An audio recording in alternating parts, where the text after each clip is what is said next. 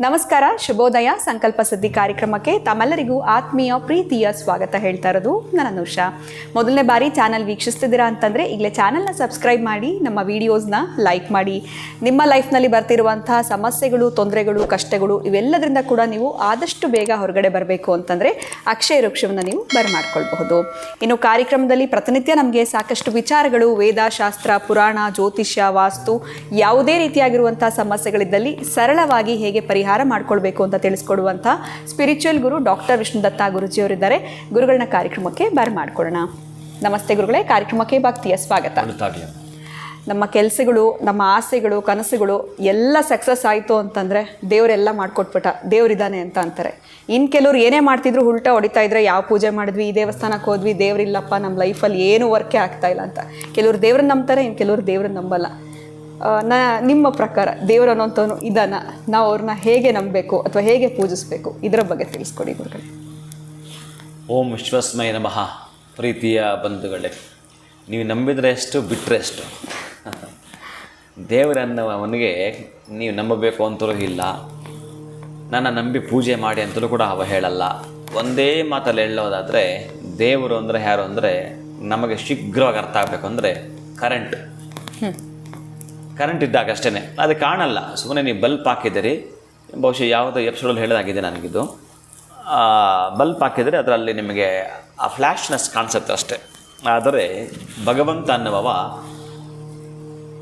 ಅದನ್ನು ಮುಟ್ಟಬೇಕಾದ್ರೆ ಅದೊಂದು ಪ್ರೋಸೆಸ್ ಇದೆ. ಯಾರು ಮುಟ್ಟುತ್ತಾರೆ ಅಂತಂದರೆ, ಈಗ ನೀವು ನೋಡಿರ್ತೀರಿ ಹೈ ವೋಲ್ಟೇಜ್, ಲೋ ವೋಲ್ಟೇಜ್ ಎಲ್ಲ ನೋಡಿರ್ತೀರಲ್ಲ, ಅದರಲ್ಲಿ ಅನುಭವ ಪಡೆದಿರ್ತಕ್ಕಂಥವನು, ಕರೆಂಟಲ್ಲಿ ಕೈ ಹಿಡಬೇಕಾದ್ರೆ ಲೈನ್ ಮ್ಯಾನ್, ಇವರೆಲ್ಲ ಕೂಡ ಹೇಗೆ ಮಾಡಬೇಕು, ಕೆಲವೊಂದು ಎಕ್ವಿಪ್ಮೆಂಟ್ಸ್ ಇಟ್ಕೊಂಡು ಮುಂಜಾಗ್ರತಾ ಕ್ರಮಗಳು ತೆಗೆದುಕೊಂಡು ಏನು ಮಾಡಬೇಕು ಅದೆಲ್ಲ ಮಾಡ್ತಾರೆ.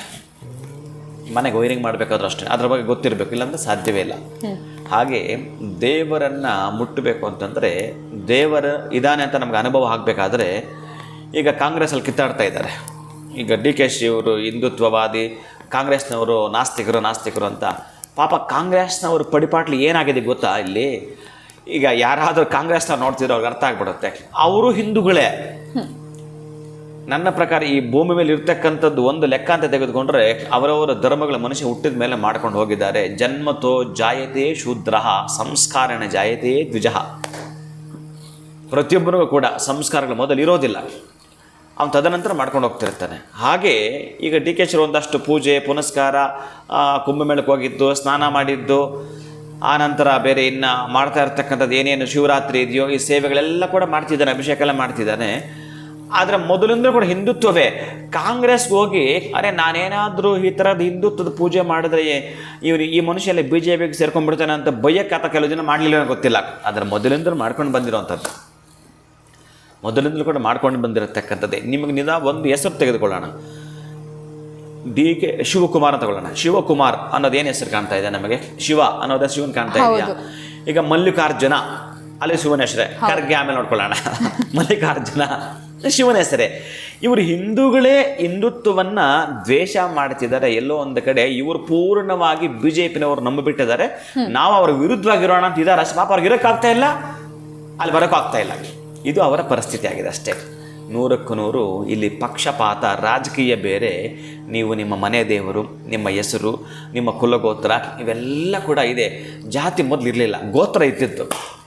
ಆದರೆ ಗೋತ್ರ ಇತ್ತಿದ್ದು ಈಗ ಏನಾಗಿದೆ, ಗೋತ್ರ ಅಳಿಸೋಗ್ಬಿಟ್ಟು ಈ ಜಾತಿ ಸ್ಟಾರ್ಟ್ ಆಗಿದೆ. ಹಾಗಾಗಿ ಈ ಉಪಮೇಯ ಎಲ್ಲವೂ ಕೂಡ ನಮಗೆ ಏನು ಗೋಚರ ಆಗ್ತಾ ಇದೆ ಅಂತಂದರೆ, ಆಸ್ತಿಕರು ಯಾರು ನಾಸ್ತಿಕರೆಲ್ಲ ಮಿಕ್ಸ್ ಆಗಿದೆ. ಒಂದೇ ಮಾತಲ್ಲಿ ಭಗವಂತನಿಗೆ ಇವರು ಯಾರೂ ಬೇಕಾಗಿಲ್ಲ. ಅವ್ರಿಗೆ ಬೇಕಾ ಮಾಡ್ಕೋಬೇಕಷ್ಟೇ. ಈಗ ನನಗೆ ಕರೆಂಟ್ ಬೇಕಾ, ನಾನು ಹೇಗೆ ಬೇಕೋ ಹಾಗೆ ಲೈಟಿಂಗ್ ಮಾಡ್ಕೋಬೇಕು, ನಾನು ಇಷ್ಟೇ ಸಾಕು. ಬೇರೆ ಇನ್ನು ಹೆಚ್ಚಿಗೆ ನಾನು ಮಾತಾಡೋದೇ ಬೇಡ ಭಗವಂತನಿಗೆ. ಆಮೇಲೆ ಅವ್ರ ಜಾತಕದಲ್ಲಿ ಇವನು ದೇವ್ರು ನಂಬಲ್ಲ ಅಂತಲೇ ಇರುತ್ತೆ, ಅದು ನೋಡಿದ್ರೆ ಹೇಳ್ಬೋದು. ಇವನು ನಾಸ್ತಿಕ ಅಂತಲೇ ಇರುತ್ತೆ. ಆದರೆ ಕೆಲವು ದಿನಗಳು ಬಂದಾಗ ಯಾವಾಗ ಗೊತ್ತಾ, ಅವನಿಗೆಲ್ಲ ಚೆನ್ನಾಗಿದೆ, ಹೆಲ್ತ್ ಚೆನ್ನಾಗಿದೆ, ತುಂಬ ಚೆನ್ನಾಗಿದ್ದಾನೆ, ವೆಲ್ತ್ ಚೆನ್ನಾಗಿದೆ, ಅವನಿಗೆ ಮನೆ ಕಡೆ ಲ್ಯಾವಿಶ್ ಲೈಫ್ ಇದೆ, ಎಲ್ಲ ಇದೆ. ಎಲ್ಲೋ ಒಂದು ಕಡೆ ಹೆಲ್ತ್ ಡ್ಯಾಮೇಜ್ ಆದಾಗ ಇನ್ನು ಡಾಕ್ಟ್ರುಗಳು ಕೂಡ ಅಯ್ಯೋ ದೇವರೇ ಇವನನ್ನು ಉಳಿಸಪ್ಪ ಅಂತ ಡಾಕ್ಟ್ರ್ ಬಾಯಿಂದ ಕೇಳಿದ್ರೆ ಅಲ್ಲಿ ಮಲಗಿರೋ ನಾಸ್ತಿಕ, ಡಾಕ್ಟ್ರು ಕೂಡ ಅಯ್ಯೋ ದೇವ್ರೆ ಅಂತ ಇದ್ದಾನಲ್ಲ. ಅಂದರೆ ಇಷ್ಟು ಸೈನ್ಸ್ ಇರುವಂಥ ಡಾಕ್ಟ್ರೇ ಕೊನೆಯದಾಗಿ ದೇವರ ಮೇಲೆ ಭಾರ ಹಾಕ್ಬಿಟ್ಟ. ಅನ್ನೋವಾಗ ನಿಧಾನಕ್ಕೆ ಅವನು ಪೇಯ್ನ್ ತಡ್ಕೊಳ್ಳಾರ್ದ ಅಮ್ಮ ಅಂತಾನಲ್ಲ, ಅದು ಆ ದೇವಿಗೆ ಮುಟ್ಟುವಂಥದ್ದು ಅಥವಾ ಶಿವನಿಗೆ ಮುಟ್ಟುವಂಥದ್ದು. ಅದಕ್ಕಾಗಿ ಇಲ್ಲಿ ಆಸ್ತಿಕರು ನಾಸ್ತಿಕರು ಅಂತ ನಾವೇನಾದರೂ ಎರಡು ಮಾಡಿಕೊಂಡ್ರೆ ಪೂರ್ಣವಾಗಿ ಕೊನೆಯದಾಗಿ ಅವನು ಯಾವಾಗ ನಂಬುತ್ತಾನೋ ಅಲ್ಲಿಂದ ಆಚೆಗೆ ಅವನ ಬದಲಾವಣೆ ಬರ್ತಾನೆ ಇರುತ್ತೆ. ಕೆಲವೊಂದು ಅಹಂಕಾರ ಬಂದ್ಬಿಡುತ್ತೆ. ಆ ಅಹಂಕಾರ ಬಂದಾಗ ಮಾತ್ರ, ಈಗ ಒಂದು ಸಣ್ಣ ಘಟನೆ ಹೇಳ್ತೀನಿ ನಿಮಗೆ. ಈ ಮಹಾಭಾರತ ಯುದ್ಧ ನಡೆಯುವಾಗ ಏನು ಅಂತಂದರೆ ಈ ಭೀಮ, ಅರ್ಜುನ ಇವರೆಲ್ಲರೂ ಕೂಡ ನಕ್ಕೊಂಡು ಹೋಗ್ತಾ ಇರ್ತಾರೆ. ನಮ್ಮಿಂದಲೇ ಯುದ್ಧ ನಡೆದಿದ್ದು, ನಾವೇ ಈ ಯುದ್ಧದಲ್ಲಿ ಅನೇಕ ಜನರನ್ನು ಸೋಲಿಸಿದ್ದು, ಅನೇಕರನ್ನು ಸಾಯಿಸಿದ್ದು ನಾವೇ ಅಂತೇಳಿ ಬೀಕ್ಕೊಂಡು ನಕ್ಕೊಂಡು ಹೋಗ್ತಾ ಇರ್ತಾರೆ. ಎಲ್ಲೋ ಒಂದು ಕಡೆ ಆ ಮರದ ತುದಿಯಿಂದ ಒಂದು ತಲೆ ಮಾತಾಡುತ್ತೆ.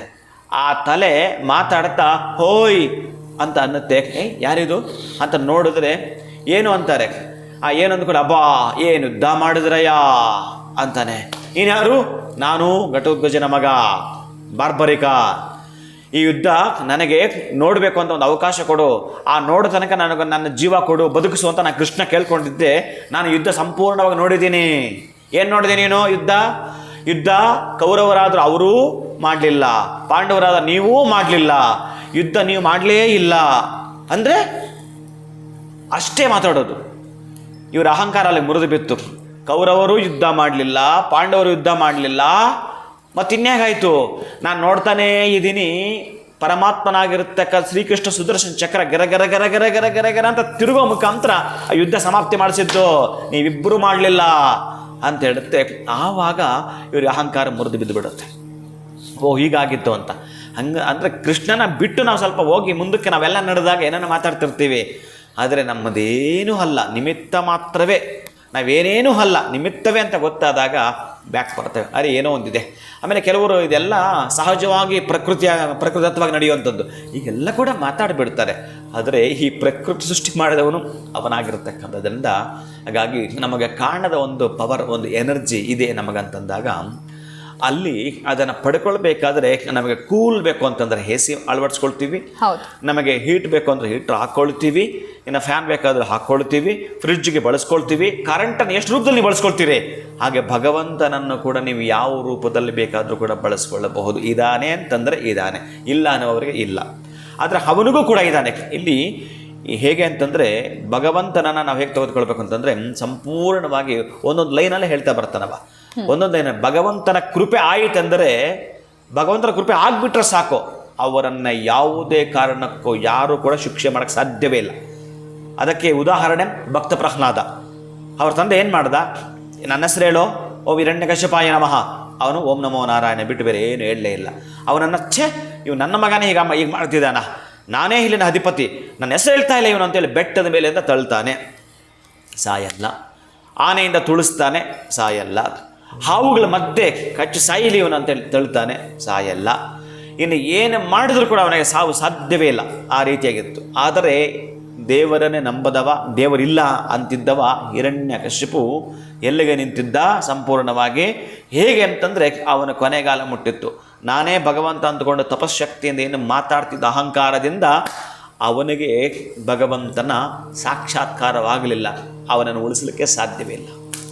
ಇವನನ್ನು ಕೊಲ್ಲಲಿಕ್ಕೆ ಸಾಧ್ಯವಿಲ್ಲ, ಅವನನ್ನು ಉಳಿಸಲಿಕ್ಕೆ ಸಾಧ್ಯವಿಲ್ಲ. ಅದಕ್ಕಾಗಿಯೇ ಒಂದೊಂದು ಹೊರಡು ಹೇಗೆ ಮಾತಾಡ್ತಾರೆ ಅಂದರೆ, ಭಗವಂತನ ಕೃಪೆ ಆಯಿತೆಂದರೆ ಅವರನ್ನು ಶಿಕ್ಷಿಸಲು ಯಾರಿಂದಲೂ ಸಾಧ್ಯವಿಲ್ಲ, ಭಗವಂತನ ಕೃಪೆ ಆಗಲಿಲ್ಲವೆಂದರೆ ಅವನ ರಕ್ಷಣೆ ಮಾಡಲಿಕ್ಕೆ ಯಾರಿಂದಲೂ ಸಾಧ್ಯವಿಲ್ಲ. ಅದಕ್ಕೆ ಅಲ್ಲಿ ಬಂದ, ಕೇಳಿಕೊಂಡ, ಈ ಕಂಬದಲ್ಲಿದ್ದಾನ, ಈ ಕಂಬದಲ್ಲಿದೆ, ಈ ಕಂಬದಲ್ಲಿದೆ, ಎಲ್ಲ ಕಡೆ ಕೇಳಿದ, ಎಲ್ಲ ಕಡೆ ಇದ್ದಾನೆ ಅಂದ ಮೇಲೆ ಒಡೆದ, ಅವ ಬಂದ.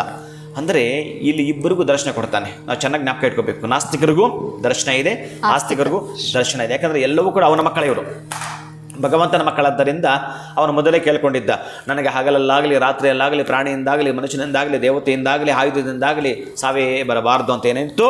ಅದಕ್ಕಾಗಿ ಅವನನ್ನು ಸಂಧ್ಯಾ ವೇಳೆ ಅಂದರೆ ಸಾಯಂಕಾಲ ಕೇಳ್ಕೊಂಡಿರಲಿಲ್ಲ. ಅವನು ಆಯುಧಗಳನ್ನು ಚುಚ್ಚೋ ಹಾಗಿಲ್ಲ, ಹೂಗಳಿಂದ ಚುಚ್ಚತಕ್ಕಂತಹದ್ದು ಅವನನ್ನು ಸಂಹಾರ ಮಾಡಬೇಕಾಯಿತು. ಮನೆ ಹೊರಗೂ ಅಲ್ಲ, ಮನೆ ಒಳಗೂ ಅಲ್ಲ, ವಸ್ತ್ರ ಮೇಲೆ ಹಾಕ್ಕೊಂಡು ಸಂಹಾರ ಮಾಡಬೇಕಾಯಿತು. ಅದಕ್ಕೆ ಅವನಿಗೆ ಭಗವಂತ ರಕ್ಷಣೆ ಅಂದರೆ ಸಿಕ್ಕಿರಲಿಲ್ಲ. ಆಗ ಅವನನ್ನು ಸಂಹಾರ ಮಾಡಲೇಬೇಕಾಗತ್ತೆ. ಹಾಗಾಗಿ ಇಬ್ಬರಿಗೂ ಕೂಡ ಅಂದರೆ ಇವನಿಗೆ ಲಕ್ಷ್ಮೀ ನಾರಸಿಂಹನಾಗಿ ಕಾಣುತ್ತಾನೆ. ಯಾರಿಗೆ? ಭಕ್ತ ಪ್ರಹ್ಲಾದನಿಗೆ. ಅದೇ ಹಿರಣ್ಯಕಶಿಪುಗೆ ಉಗ್ರ ನಾರಸಿಂಹನಾಗಿ ಕಾಣುತ್ತಾನೆ. ನಾಸ್ತಿಕರಿಗೂ ಕಾಣಿಸ್ತಾನೆ, ಆಸ್ತಿಕರಿಗೂ ಕಾಣಿಸ್ತಾನೆ. ಹೇಗೆ ಕಾಣಿಸ್ಬೇಕೋ ನಿಮಗೆ ಬಿಟ್ಟಿತ್ತು. ಖಂಡಿತ ಗುರುಗಳೇ, ದೇವರನ್ನು ನಂಬೇಕಾ ನಂಬಾರ್ದ, ಆಸ್ತಿಕರು ನಾಸ್ತಿಕರ ಕುರಿತಾಗಿ ಒಂದು ನೀವು ಕಥೆಯ ಮುಖಾಂತರ ನಮಗೆ ವಿಚಾರವನ್ನು ತಿಳಿಸ್ಕೊಟ್ರಿ. ಬಹಳ ಧನ್ಯವಾದಗಳು ತಮಗೆ. ನಮಸ್ಕಾರ. ಹರೇ ಶ್ರೀನಿವಾಸ. ಇನ್ನು ವೀಕ್ಷಕರೇ, ವಿಡಿಯೋನ ಮುಗಿಸುವಂತಹ ಸಮಯ ಆಗಿದೆ. ನಮಸ್ಕಾರ.